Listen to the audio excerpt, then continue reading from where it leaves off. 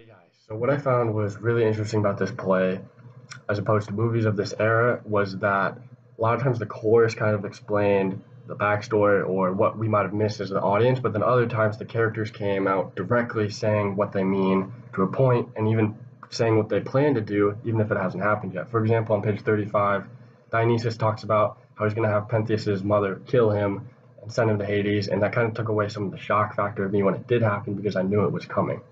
Two values that I saw in this story were jealousy and secondly loyalty. Loyalty was kind of like a blind loyalty just because he's the heir to the king, Pentheus is, and I kind of stuck out to me when the messenger came and he was clearly panicked and scared of what was happening with the women, but he mentioned to stop himself and say, "May I speak freely?" and kind of show that respect and loyalty to Pentheus, even though he knows that Dionysus is probably a bigger threat of who's going to take over Thebes. Loyal or jealousy, on the other hand, happened throughout the entire play. It started with before Pentheus even met Dionysus. He mentioned Dionysus, whoever that is, as I was saying, trying to downplay him to his peers, and didn't work out clearly. But it just seemed to be a contest between the two the entire time. And Tiresias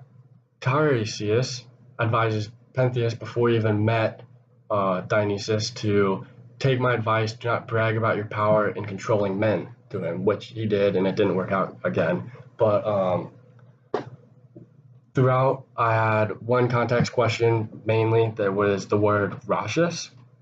It means disturbingly harsh noise. And I didn't catch it the first time, but after rereading, I realized that Pentheus wanted the women to pay for this word, harsh noise, because he was upset that they were dancing and worshiping Dionysus, not the fact that they killed his citizens. So it just all came back to jealousy for him.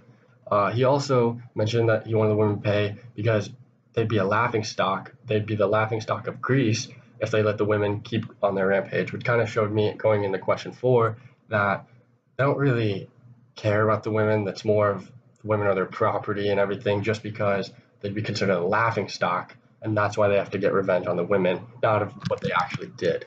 I believe Elvis Elvis Presley was on the cover because he has a lot of characteristics that relate to Dionysus, as far as just being attractive, young man, attracted a lot of women. Dionysus clearly did that in the story, and then Elvis did that in real life. But I think they're exact opposites on one fact is that Dionysus in Pentheus' eyes, even though he really is a god, he wasn't seen as that. And Elvis isn't a god, but many people did think he is a god and think that he might even still be alive today.